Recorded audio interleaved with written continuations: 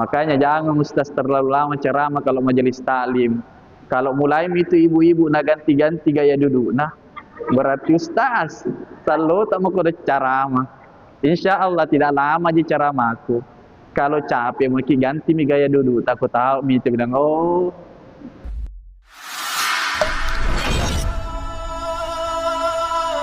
Assalamualaikum warahmatullahi wabarakatuh.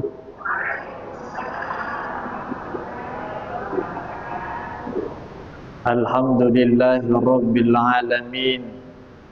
Wa bihi nasta'inu ala umuri dunya waddin.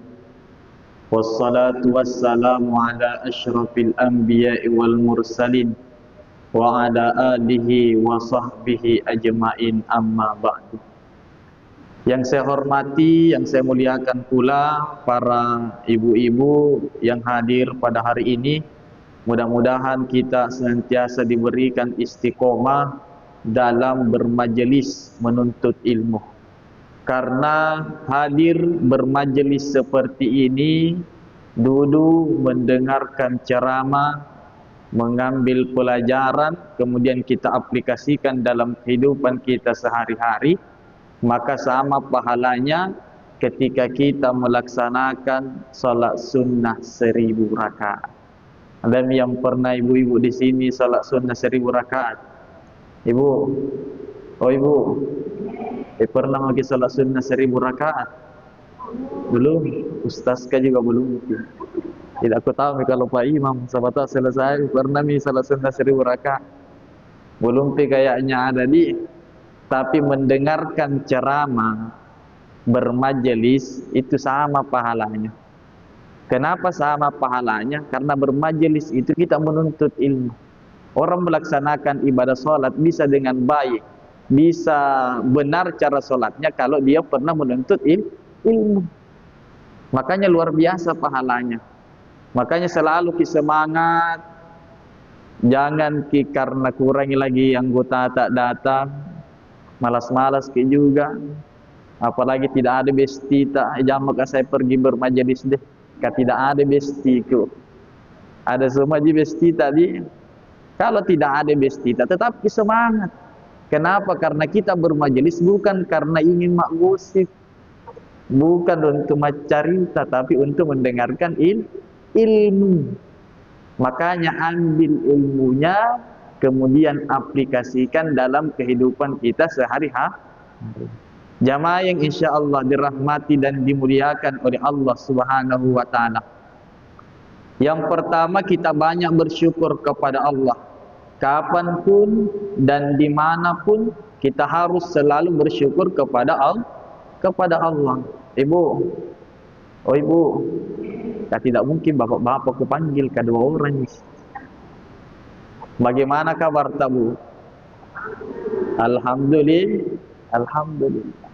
Bagaimanapun keadaan tak selalu diucapkan kalimat alhamdulillah sebagai salah satu bentuk bahwasanya kita mensyukuri apa yang telah Allah berikan kepada kita.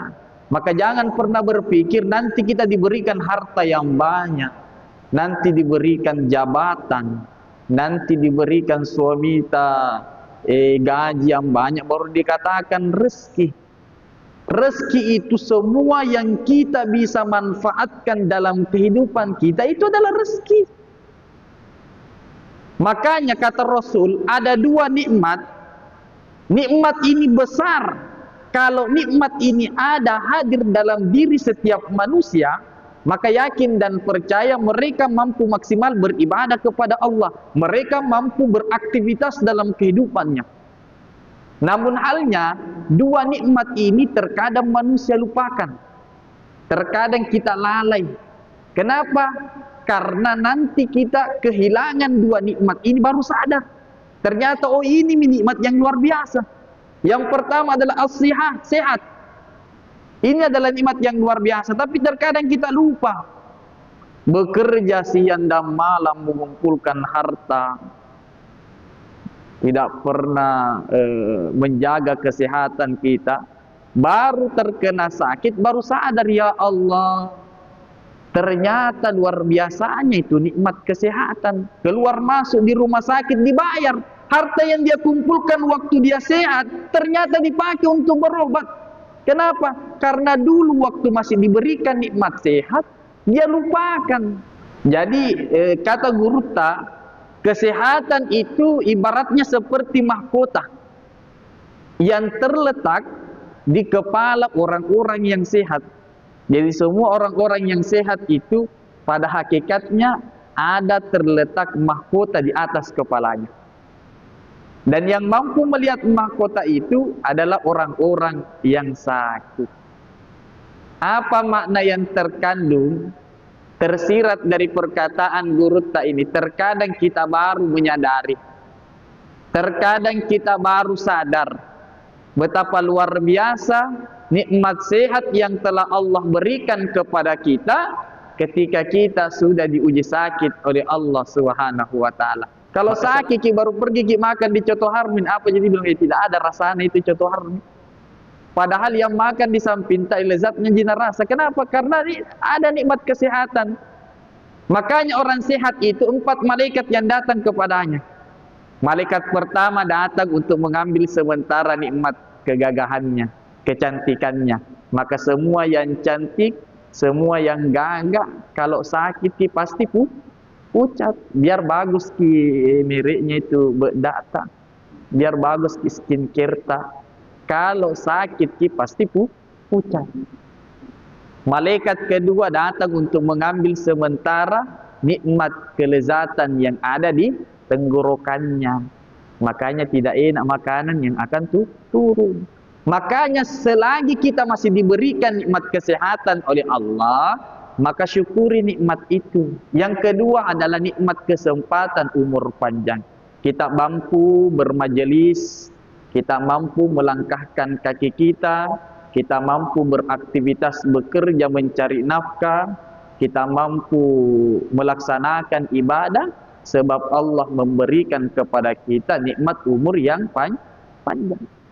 Ternyata Rasulullah Muhammad sallallahu alaihi wasallam telah memberikan kita cara dalam sebuah kitab Tanbihul Ghafilin. Rasul itu memberikan cara kepada umatnya agar dia bisa bahagia di dunia, terlebih lagi nanti di akhirat. Yang pertama, lisan yang senantiasa berzikir kepada Allah.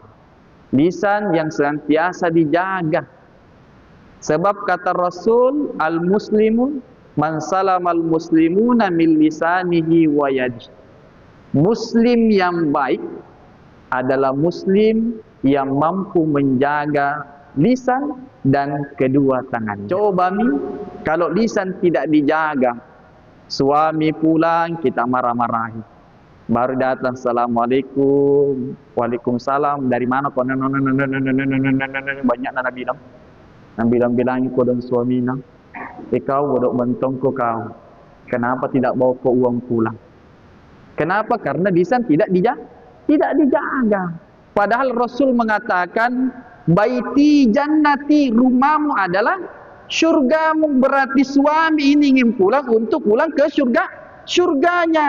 Istri itu adalah bidadari. Makanya istri itu harus menjaga lisannya agar suami ini tenang, tidak sakit hati kalau pulang. Bagaimana kau mau tenang cari rezeki, baru sampai di rumahnya dimarah-marahin. Ibu, oh ibu, tidak biasa juga begitu. Bukan ibu-ibu di sini. Karena di sini ibu-ibunya calon penghuni surga semua. Amin ya Rabbal. Iya, kentara itu calon penghuni surga, bercahaya wajahnya seperti ibu-ibu sini. Karena mungkin pantulan cahaya matahari. Tapi kentara soleh-soleha. Kenapa? Ditandai karena dia rajin bermajelis. Nah, dengar Ustaz, ternyata tidak boleh dimarah-marahi itu suami. Tidak boleh itu dibentak-bentak juga suami. Jangan sampai bilang suami tidak boleh membentak istri. Istri juga tidak boleh berkata kasar kepada suami. Kalau pulangi sambut dengan kalimat-kalimat yang indah. Assalamualaikum, waalaikumsalam, my babe. Jangan kipakan naik kau dong. Kenapa? Karena dia ingin pulang ke surganya. Makanya kalau sampai di rumah tak, suami berdandan untuk suami, pakai memang itu skincare yang paling bagus. Kenapa? Karena untuk nak pandang suami tak jamaah. Belum pikapang ini intinya ceramah dulu. Inti acara kan sebentar maklot arisan. Kayaknya Ustaz, kalau ceramah majelis talim jangan terlalu lama. Kenapa jangan terlalu lama? Masih ada itu acara inti. Apa itu? Acara paling ditunggu-tunggu lot arisan. Tidak jadi acaranya itu majelis taklim. Tidak bisa ada kue kalau tidak ada itu lot arisan. Makanya jangan Ustaz terlalu lama ceramah kalau majelis taklim. Kalau mulai itu ibu-ibu nak ganti-ganti gaya duduk. Nah, berarti Ustaz selalu tak mau kode ceramah. Insya Allah tidak lama je ceramahku. Kalau capek mau ganti mi gaya duduk. Takut tahu mi bilang oh. Intinya tidak panjang lebar di hari ini. Yang penting ada bisa kita bawa pulang sebagai oleh-oleh. Kemudian kita aplikasikan dalam kehidupan kita sehari-hari. Jamaah yang insya Allah dirahmati dan dimuliakan oleh Allah Subhanahu wa Ta'ala. Jaga lisan tak. Kalau lisan ini senantiasa mengucapkan kebaikan-kebaikan, senantiasa berzikir kepada Allah Subhanahu wa Ta'ala, maka segala bentuk mara bahaya yang akan datang menimpa kita semua akan tertolak dengan sendirinya. Dikarenakan mengapa? Ada kekuatan zikir, ada kekuatan zikir yang senantiasa kita baca dengan lisan-lisan yang senantiasa kita jaga. Maka usahakan lisan ini selalu berzikir kepada Allah, selalu mengucapkan kebaikan-kebaikan, selalu berzikir kepada Allah, selalu membaca Al-Quran. Jamaah yang dirahmati oleh Allah Subhanahu wa Ta'ala. Yang kedua, cara agar kita bisa bahagia, wa qalbun syakirun, hati yang senantiasa bersyukur kepada Allah. Jadi hati ini harus senantiasa bersyukur kepada Allah. Kalau Allah berikan kita rezeki hari ini 100.000 syukuri. Makanya jangan ukur rezeki kita dengan rezekinya tetangga tak. Setengah mati itu suami tak. Nah, lihat kita tangganya beli mobil motor, dia kepanasan, keliling mencari tak. Kenapa itu nak beli mobil? Uang bamu saya kapan ambil? Sambaran nak bilang. Orang naik rezekinya, jangan kita sambaran dibilang. Harusnya kita berdoa sama Allah. Angkat kedua tangan kita. Ud'uni astajib lakum, berdoa kepada aku, maka pasti aku akan mengijabah doamu. Makanya kalau mau pergi kerja suami jangan langsung suruh pergi, tapi temani dulu. Tanya bapak mau pergi kerja, sama-sama dulu sholat duha 2 rakaat. Ambil air wudu, kasih tenang perasaan tak. Selesai berwudu, sama-sama melaksanakan sholat sunnah 2 rakaat. Berdoa sama Allah, ya Allah, angkat kedua tangan tak, ya Allah, jika rezekinya suamiku masih di langit, turunkanlah ya Allah. Jika di bumi, munculkanlah ya Allah. Jika jauh, dekatkanlah ya Allah. Jika haram, sucikanlah ya Allah. Jika di pegadaian, lunaskanlah ya Allah. Ayat rakim. Yang penting jangan berdoa kejelekan untuk tetangga tak. Ya Allah, itu tetanggaku yang beli mobil, mudah-mudahan cepat ketemu dengan ajalna. Sambaran doa nak. Kalau berdoa itu yang jelek-jelek, maka ada malaikat di atas kepala kita yang mengaminkan. Aminnya itu kena kepada orang yang berdoa sendiri. Makanya jangan kita selalu doakan kita tetangga yang buruk-buruk. Harusnya bersyukur kita sama Allah. Kenapa? Kalau tetangga tak beli mobil, yakin dan percaya nanti kalau kesusahan siapa bantu kita? Pasti tetangga. Tidak mungkin keluarga tak di Bulukumba. Tidak mungkin keluarga yang dipangkep pertama tolong sakit perut anak tak tengah malam, atau mau melahirkan istri tak anak tak mau melahirkan, siapa bantu ki? Pasti tetangga bantu saya kak kodong. Bawa ke dulu anakku ini ke rumah sakit karena sakit di perutnya. Pasti tetangga yang pertama kita panggil. Makanya berdoa kita sama Allah, ya Allah, mudah-mudahan rezekiku sama dengan rezekinya tetanggaku. Tapi jangan kita paksakan kita. Dipaksa suami tak, harus kau juga bekerja. Seperti itu tetangga beli mobil, kau tidak pernah aku beli mobil. Nah, setengah mati orang suaminya. Kenapa? Karena dipaksa. Makanya perlunya rasa syukur dalam hati kita. Kalau ada sifat syukur, kalau ada sifat qanaah dalam hati kita, maka yakin dan percaya kita pasti tenang dalam menghadapi kehidupan. Kenapa? Karena diberikan harta banyak tetap bersyukur. Diberikan harta sedikit tetap bersyukur. Kenapa? Karena dia menganggap, dia pasti tertancap dalam hatinya mengatakan bahwasanya semua rezeki yang ada pada diri kita sudah diatur oleh Allah. Tugasnya manusia cuma berikhtiar, sudah diatur oleh Allah. Makanya perlunya kita menghadirkan sifat qanaah dalam diri kita. Banyak rezeki, tidak sombong. Tidak ada rezeki, sedikit ada apa lagi suaminya, tetap bersyukur. Kenapa? Karena dia selalu mendengarkan nasihat agama. Itulah pentingnya bermajelis. Itulah pentingnya hadir menuntut ilmu seperti ini. Supaya sampai di rumah tak ditanya suami itu, ternyata selama ini salah kah bapak? Selalu ku marah-marahi, selalu ku paksa pergi bekerja. Ternyata begitu menton rezeki nak kasih ke Allah. Begitu menton dia tidak mau maka marah-marahi ki. Kayaknya kalau pergi suami kita sama-sama ki berdoa. Selesai itu, bisiki mi telinganya. Bapak kalau tidak bawa ki uang, jangan ki pulang nah. Yakin dan percaya tidak bawa ki uang pulang. Belok ki pergi pegadaian, yang penting bisa belanja suaminya.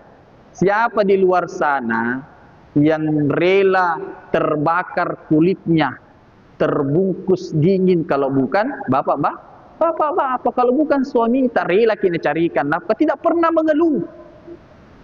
Tidak pernah katakan suaminya ini capek ke mama.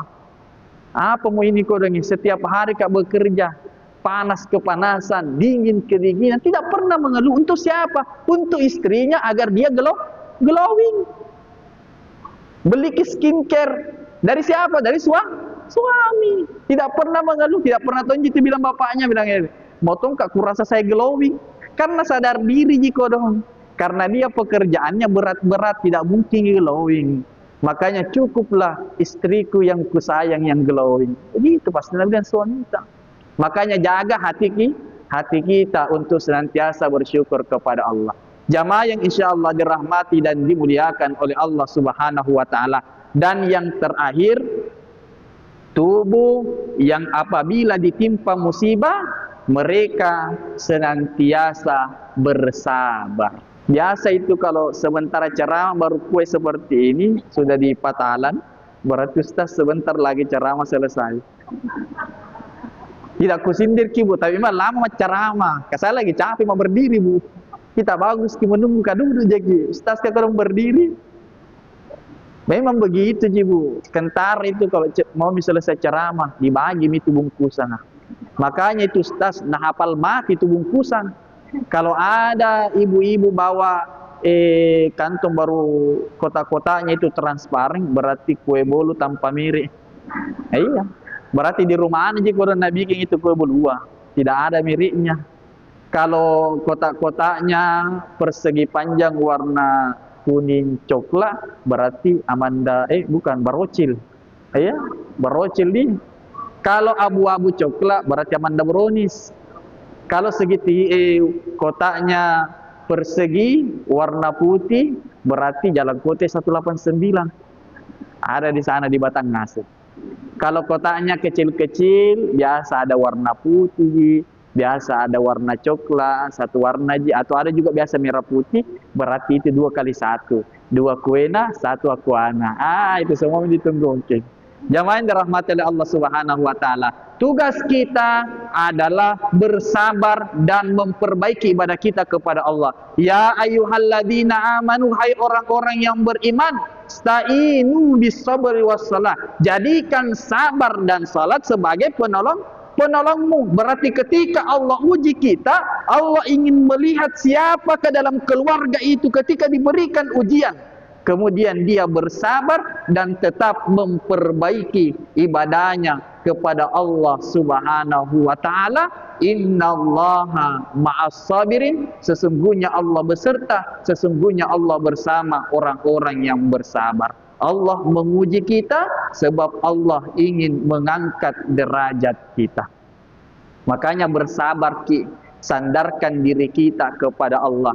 Jangan ki selalu mengeluh, jangan ki selalu marah-marah, apalagi sampai dimarahi anak-anak ta, apalagi sampai dimarahi keluarga ta. Itulah yang menyebabkan sehingga tidak timbul kehidupan yang bahagia. Kenapa? Karena selalu resah hidupnya. Kalau diberikan ujian tidak pernah bersandar kepada Allah, justru malah selalu marah-marah. Biar suaminya nak marah-marah itu, padahal bukan kodong suaminya bikin masalah. Biar anak-anaknya nak kena Tommy, padahal bukan kodong anak-anaknya bikin masalah. Inilah perlunya kita mensandarkan diri kita kepada Allah. Kalau kita sandarkan diri kita kepada Allah, pasti berpikir ke, oh ternyata semua ujian, semua cobaan diberikan kepada kita, yakin dan percaya pasti kita bisa melewati ujian tersebut.